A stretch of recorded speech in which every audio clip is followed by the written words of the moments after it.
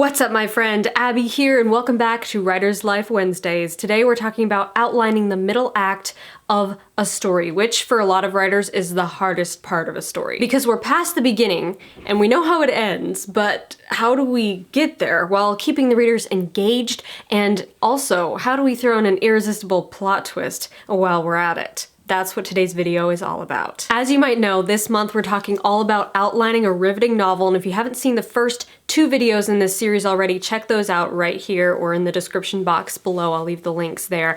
And I really recommend watching those videos first if you haven't seen them, because they totally lay the foundation for this whole outlining method and talk about the beginning. Obviously, outlining the beginning is kind of important. You can't bring readers into the middle of your story if you didn't bring them through the beginning, right? So go watch those videos, make notes, then come back here and we're gonna dive into Act 2, crafting the middle ground of your story in such a way that readers will not be able to put it down.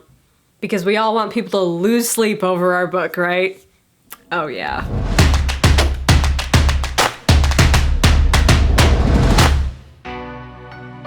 Alright, so Act 2 picks up right where Act 1 left off, right after the protagonist made a decision because of the inciting incident that now sets the whole story in motion. Chances are they didn't make a right decision, they made a fear-based decision because they're still being ruled by their fear and their misbelief about the world, okay? So going into Act 2 in the 3-act story structure, here's a glance at how it flows. Reaction, plot twist, action. Not too scary, right? I feel like when we think about the middle act of a story, it's like there's so many hundreds of miles between us and the end of the book. But really, when you break it down like this, it's not intimidating at all. And it's gonna be even less intimidating in a minute because I'm gonna break down exactly how to craft this reaction, plot twist, action in such a way that is unique to your story, but engaging to anyone who reads it. Okay, so first story beat in Act 2, the pre-midpoint reactionary hero. Kind of a mouthful, I know. Basically, it means this. Protagonist is in pursuit of their goal, but something is gonna stand in their way. Thanks to the decision your protagonist made at the end of Act 1, they're now a man or woman with a plan. They now have a goal that they are actively pursuing. Essentially, they're going after the thing that they think will make them happy, while steering clear of the thing that they're afraid of. Let's call this the pre-aha moment fear-based goal, or just the stupid goal. But the stupid goal doesn't seem like a stupid goal to your protagonist. On the contrary, your protagonist thinks it's a very good idea. Whether she's running to something or running away from something, the motivation is the same. Get to the finish line where happiness awaits and avoid as much pain as possible along the way. This means your protagonist is not responding, she's simply reacting. Same goes for any obstacles that appear in her path, large or small. She's gonna react to them with what's familiar. That's what we do when something throws us outside our comfort zone. We test these new ideas and events against our hard-won truths that we've come to believe and decide what to do next based on our current beliefs, whether or not they're right. So ask yourself, how is my protagonist going to execute her plan? Achieve goal, avoid pain. What is her step-by-step plan for making this happen, even if she doesn't know all the steps herself? Outlining that plan step by step is going to help you pull the reader through the story. It creates that roadmap, that ticking clock. It's like the difference of driving at night with high beams on versus driving at night with no headlights on at all. Which, by the way, a 10 out of 10 do not recommend. But you know what I mean? Like, giving your reader a sense of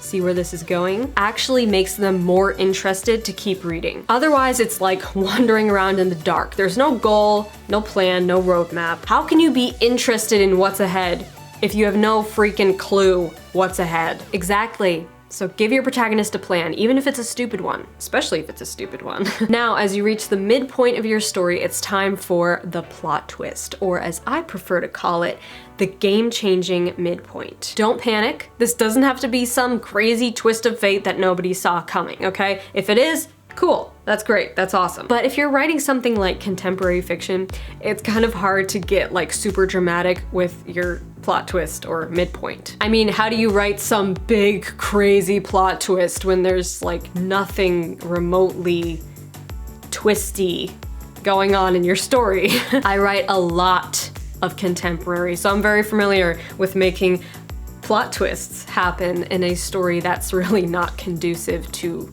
some dramatic plot twist. Here's the golden rule. The only thing a game-changing midpoint has to do is shift the protagonist's goal and surprise the reader. And it doesn't even have to be some big surprise. Basically, you want to throw a monkey wrench into your protagonist's life. Again. Remember that step-by-step plan they were trying to create? Well, this is the part where their plan totally blows up in their face. Because a whole new challenge arises, something they didn't even see coming, and it changes everything. Now, there's some debate as to whether or not a plot twist has to surprise the reader. If it does surprise the reader, cool, great. But if the reader can see it coming, no big deal. Sometimes it's better to let a reader anticipate a turn of events. It creates that sense of rising dread that we always talk about, instead of throwing them for a loop with some crazy plot twist that they never would have guessed. But that part is totally up to you. The thing your game-changing midpoint must do is surprise the protagonist and live up to its name by changing the game. So ask yourself, what unexpected thing is going to happen to upend my protagonist's plan and entire life? Why does it matter to my protagonist given their desire and fear? How is it going to change the game for my protagonist? Crafting a plot twist sounds like such hard work, right? But honestly, it's not that big of a deal. It's more of an emotional shift than anything. That's what we talk about all the time, right? How everything has to be internal. So even if you're writing some epic fantasy story where your plot twist is that like the whole world explodes or something, I don't know, it won't really be a good plot twist unless you show the reader how it matters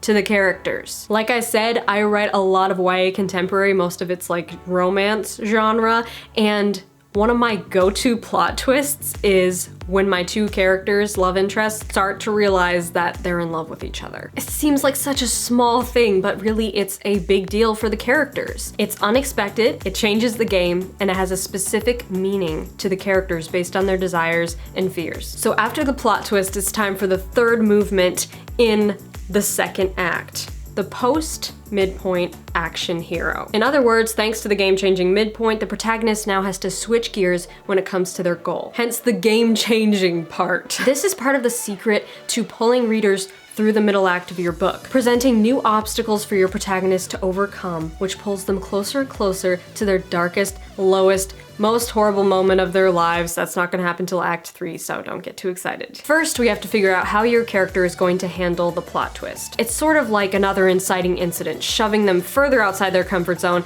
and presenting a new and unexpected challenge. Most stories just let the protagonist kind of fumble their way through this turn of events without any real direction. But I want you to do what you did before the midpoint, and that is create a step-by-step plan that your protagonist is going to try to execute. You want to give the reader that sense of see where this is going. It will keep them engaged and wanting to know what happens next. See, when our curiosity is piqued, the area of the brain that regulates pleasure and reward lights up. In other words, curiosity gives us a dopamine hit. Not even knowing the answers to questions, but the questions themselves. That's what captures our attention, and that's why stories that present an irresistible question or challenge grab us. We want to know what happens next because we can foresee what might happen. So ask yourself, what is my protagonist's new plan gonna be based on the game-changing midpoint and what it means to them? How does my protagonist think their new goal is going to bring them to where they want to be while still avoiding their fear? Remember, the game-changing midpoint usually makes the protagonist make even more bad decisions because she's still trying to get what she thinks will make her happy while steering clear of the thing that she's afraid of. This isn't the aha moment yet, okay? Protagonist is still in survival mode, but now she has a plan and she's actively pursuing it, a new plan, another plan, a plan B, because she thinks it will actually bring her to where she wants to be. Little does she know, disaster's on the way. And before we close out Act 2, we have the second pinch point. Remember how in the first pinch point we showed the reader how the antagonist or antagonistic force or opposition was looming in the distance? Well, in the second pinch point, we're basically just showing how the antagonist or antagonistic force is even closer to disrupting the protagonist's life. Remember, it doesn't have to be an actual villain or a person. It can even be the protagonist's misbelief. In fact, better if it is. Better if it's something internal that's gonna come back to attack them in Act 3. Whatever is the big opposition that your protagonist is gonna have to face off with at the climax of your story, that's what you're gonna give the reader a little taste of in this story beat. Now, I'm never super structured with my pinch points. If you want more than 2, go for it. Put them wherever you want, really. But you can't go wrong with this structure. So ask yourself once again, how can I show the antagonistic force or opposition coming closer to disrupting the protagonist's life? And boom! That's the end of Act 2. That's how you outline an engaging middle that will make your readers just want to keep reading and reading and reading. And it will make you want to keep writing. Seriously, if you have this much emotion and challenge and conflict happening in the middle of your story, you will not get bored writing it. I used to panic about the middle of my story because I thought, like, oh, I have to write all this filler before I can get to the big fun climax at the end, but oh my gosh, has that changed for me? No joke. The middle is now my favorite part of a story to write because you're really in the thick of all this not the climax, the conflict. You're in the thick of all this conflict and emotion and it's just so good. If you know where you're going, you have this outline, it's so good. So there you go. I hope you made some notes and I hope you're pumped up to outline Act 2 of your story. Next week is the final video in this series and you guessed it, we're talking about Act 3. More specifically, how to outline an emotional roller coaster of a climax that's perfect for your story. And just like everything else, we're not just outlining what happens, we're outlining why it matters to the characters. Focusing on the internal and emotional battle inside the characters, which makes a climactic confrontation possible for any type of story,